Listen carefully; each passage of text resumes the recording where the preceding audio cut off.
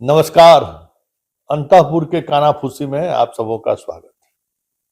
और आज अंतःपुर के कानाफूसी में कहने के लिए तो बहुत कुछ है, और जो कुछ कानाफूसी में हो रहा है उसको हम कैसे आप तक पहुंचाए, इसमें थोड़ा हमें असहजता महसूस हो रही है। खुलकर कह नहीं सकते हैं, और सांकेतिक तौर पर कहेंगे तो आप समझ नहीं पाइएगा। बीच बीच का रास्ता हम निकालना चाहते हैं कि सांप भी मर जाए और डंडा भी नहीं टूटे। कुछ आज खबर इसी तरीके का। देखिए, टिकट लेने में तो खेल हुआ ही है, बाकी आज जो कुछ भी हुआ ना उसमें भी एगो रेट सामने आया 15 करोड़, समझ जाए। और शहर के साफ सुथरा विभाग पर चर्चा है, चापाकल गाड़ने वाला भी विभाग पर चर्चा है। अब सोच लीजिए क्या होगा इस प्रदेश का।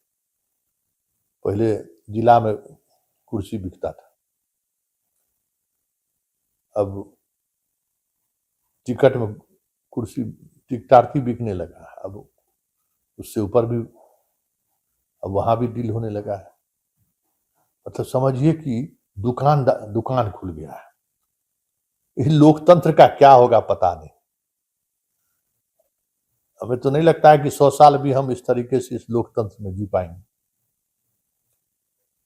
भारत लोकतंत्र की जननी है, लेकिन इस तरीके से लोकतंत्र अगर चलता है, अब बताइए, तो जमींदारी वाला भी जमींदारों शर्मा जाए भाई। हम तय कर दिए, बेटा मेरा जो है कुछ है भी नहीं, हम तय कर दिए कि जाके सरकार में शामिल हो जाओ। क्या कहिएगा इसको? पति पत्नी बाल बच्चा सब जितना है सब कुछ चुनाव लड़ा दीजिए, पार्टी वो बना लीजिए और उसको मंत्री बनाइए। मालदार विभाग भी मिलना चाहिए, इसके लिए दबाव भी बनाइए। मतलब खुला लोकतंत्र का चिरहरण कह सकते हैं ना। महाभारत में द्रौपदी का चिरहरण की चर्चा आज भी होती है, लेकिन जो लोकतंत्र का चिरहरण इस तरीके से सार्वजनिक मंच से हो रहा है, इस चिरहरण को आप क्या कहेंगे? कि भाई ये जो कैसे कह सकते हैं, एगो बन गया इस देश का प्रधानमंत्री मुरेठा वाला, कुछ उदारीकरण के रास्ते। भले आज एक दौर आया कि उनको सबसे ज्यादा गाली पड़ी हो, लेकिन देश की इकोनॉमी को जहां से जहां तक उसने पहुंचाया है उसी का हम लोग फसल काट रहे हैं। 10,000 से लेके कुछ भी दे दें पब्लिक को, जनता को 5 किलो अनाज दिए जा रहे हैं 10 साल से, फिर भी खजाना खाली नहीं हो रहा है। उसी सरदार जी का किया हुआ है। लेकिन जिस तरीके से लोकतंत्र में खेल हो रहा है, क्या कहिएगा? इस लोकतंत्र से क्या उम्मीद कर सकते हैं आप? इस मंत्री सब से क्या उम्मीद आप कर सकते हैं? वो विभाग के जब प्रभार में आएंगे तो क्या करेंगे वो? है? जब इन्वेस्टमेंट की बात हो रही हुई है, इन्वेस्टमेंट ही सब कुछ है, तो उसको आप क्या कहेंगे? ये अंतःपुर में आज दिन भर कानाफूसी रहा, दोपहर बाद यही कानाफूसी हो रहा है कि बताइए कैसे चलेगा ये लोकतंत्र? ऐसे ही चलेगा तो 100 साल चलेगा क्या? और एक लोकतंत्र में जी ये लोकतंत्र है कि धनतंत्र है? लोग राजा को गाली देते हैं। भाई राजा के कोख से पैदा लेने वाला ही राजा बनता था। ये अभी क्या हो रहा है? अभी नेताओं के कोख से पैदा लेने वाला जो नेता और मंत्री है और लोग बन रहे हैं, इन लोगों को तो चलिए, राजा के पुत्र को राजा बनता था तो युद्ध के मैदान में जाना पड़ता था, लड़ना पड़ता था। इन लोगों को तो कहीं जाने की भी जरूरत नहीं है। पेट से पैदा लिया, मंत्री बन गया, आराम से जिंदगी जीना है। युद्ध होगा तो सेना है ये है, कहीं गोली फायरिंग हो गया तो इसके लिए पुलिस है ये है, सब काम के लिए सब विभाग रखा हुआ है ये है, हमको मौज मस्ती करना है। तो राजा जी वाले बात जो बार बार जो आलोचना के तौर पर उस राज्य को जनता के सामने लाया जाता है, इस राज्य से क्या उम्मीद आप करते हैं? खैर, इस बात को गहन बात है, इस पर तो चर्चा होते रहेगा। लेकिन आज जो वो कानाफूसी में चर्चा है, गजब, कहते न कि एक मयान में दो तलवार कैसे होगा। तो हमरा कहते हैं ना, गजब का भाई। देखिए, राजनीति बिहार के तो हर लोग समझते हैं, लेकिन मिथिलांचल के लोग की जो राजनीति है ना, उसको समझना बहुत मुश्किल है भाई। हाँ, एक एक एक एक एक सब साफ। अब दोपहर से सब चिल्ला रहा है, कह रहे भाई इक्के झा रहेंगे ना, मिथिलांचल में कितना झा चाहिए भाई। और जो एक झा है, जगन्नाथ मिश्रा जी अपने समय में मिथिलांचल की किसी झाजी को आने देते थे, फटकने देते थे हैं? तो फिर उस कलेवर का जब झाजी ऑलरेडी बिहार की राजनीति में सक्रिय है, तो दूसरे झाजी की जगह की जरूरत क्या है बैठ के कानाफूसी करने के लिए? तो खत्म हो गया खेल, नहीं मिला जगह, सब बौखलायल है, कितना जीते कुछ नहीं मिला, हम लोग एकदम खाली हाथ रह गए। खाली हाथ उनके इस हाथ में क्या क्या लीजिएगा? एक किंग मेकर है ये है, चाणक्य है ये है, तो फिर दूसरा की जरूरत कहाँ है? और दूसरा के खड़े करके काहे उनको कमजोर करना चाहते हैं भाई? तो आज कानाफूसी में तो नहीं है, चर्चा जोर से है। ये सेट कर दिए झाजी बड़ा बढ़िया से, सब मिथिलांचल के दोनों झा सब एकदम फिट है, दिए एक झटका अब रही है अपनी जगह पर, क्योंकि राजनीति हमें करना है ना, उस राजनीति का श्रेय दूसरे कैसे ले लेगा?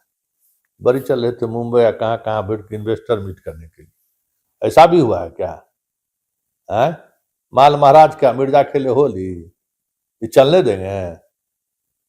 तो बस मिथिलांचल में बस एक ही म्यान में एक ही तलवार रहेगा, दूसरे का कोई गुंजाइश नहीं है। समझने वाले लोग समझ गए होंगे। चलिए, अब चलते चलते एक और अंतःपुर का हाल जान लेते हैं। शोकाकुल है, आज शपथो ग्रहण में नहीं गया था, एकदम मतलब उठ नहीं पा रहा है। तो पता नहीं हार का दुख है कि लैंड फॉर जॉब वाला का दुख है, फिर तारीख आने वाला है, समझ से परे की बात। वैसे मतलब राजनीति में, बिहार के राजनीति में भी संजय का अपना अपना कैरेक्टर है, अपनी अपनी भूमिका है। तो वहां के संजय को बाकी दूगो तो भाग गया, और एक जो संजय है उसको लेकर कसम कस चल रहा है। अब कब तक फेस नहीं करेंगे? विधानसभा का सत्र आने वाला है, शपथ ग्रहण होगा, वहां तो आमने सामने हो ही जाएगा। कितना देर तक जो चेहरा छुपाते रहिएगा, और कब तक छुपाते रहिएगा? चेहरा क्यों छुपा रहे हैं? चुनाव नहीं लड़े इसके लिए, या फिर बिना लड़े हार गए इसके लिए? अंतःपुर में गजब का चर्चा है। आज जुलूस निकला था, आज मुर्दाबाद का नारा लगा है, लेकिन सवाल यह है कि अंतःपुर ने तय कर लिया है कि हम पुत्र मोह में बंधे रहेंगे, बाकी चीजों को हम संभाल लेंगे, लेकिन पुत्र को मोह में हमें अभी उसके साथ खड़े रहना है। उसके साथ खड़े हैं। एगो झाजी थे तो भर चुनाव बाहरे रहे, ऐसा न खेला हुआ चलने देगा उनको? भाषण लिख लिख के देते थे तेजस्वी का, अब उसका जरूरत नहीं पड़ेगा। नेता प्रतिपक्ष में ही 25 गो में 35 गो में क्या होने वाला है? कितना समय मिलेगा? अब भाषण लिखने का भी जरूरत नहीं रहा, इसलिए अब झाजी को वैसे भी जरूरत नहीं है। और झाजी जब से हस्तिनापुर पहुंचे, वो अपनी उपयोगिता को बनाए रखने के बजाय थोड़ा हाई प्रोफाइल चीज सोचने लगे। तो वो हरियाणवी उनको पटकी दे दिया, और भी नालंदा वाले के माध्यम से। तू तो अभी बेहोशे है, मान भी लिए कि अब तो कोई राज्यसभा जाने लायक तो सीटों नहीं है, विधायकों नहीं है जो हम जाएंगे, तब अपना चुपचाप 2030 तक गुजारना है, गुजार ले, फिर जो होगा सो देखा ही जाएगा। ये बहुत समय है। तो संतकपुर में अभी मनन हो रहा है कि कैसे क्या किया जाए, लेकिन एक चर्चा जोरों पर है कि दिल्ली वाले के साथ चलते ना तो कुछ परिणाम बेहतर होता। यात्रा वाला अब उनको समझ में आ रहा है, क्योंकि लोग कह रहे थे कि MOI भी छूट गया और दलित तो छूट गया, सब साथ छोड़ दिया। अब फिर उसको एक जगह समेटने के लिए तो हस्तिनापुर वाले जो युवराज हैं, पदयात्रा वाले, उनकी सहयोग की जरूरत पड़ेगी, क्योंकि उसके बगैर अब नई राजनीति की कोई लकीर दिख ही नहीं रहे। वैसे एक बात तय है, अंतःपुर में ये चर्चा मंत्रिमंडल के गठन के बाद खूब जोर शोर से हो रही है कि जैन जी वाला आंदोलन जो है ना, आज न कल बिहारों में होगा ही, क्योंकि मंत्रिपरिषद जो है युवाओं के भरोसे पर खरा उतरने वाला नहीं। वैसे बिहार का युवा धर्म पर, जात पर इस तरीके से बटल है ना कि जो विशेषज्ञ ये बात सोचते हैं कि बिहार में जैन जी आ सकते, अपना तेवर दिखा सकता है, वो शायद हमको लगता है कि सब देख नहीं रहे हैं। बिहार का युवा 74 वाला युवा नहीं रहा, लेकिन फिर भी उम्मीद लोग कर रहे हैं। तो चलिए देखते चलिए। फिलहाल अंतःपुर के कानाफूसी में इतना ही, इजाजत दीजिए, नमस्कार।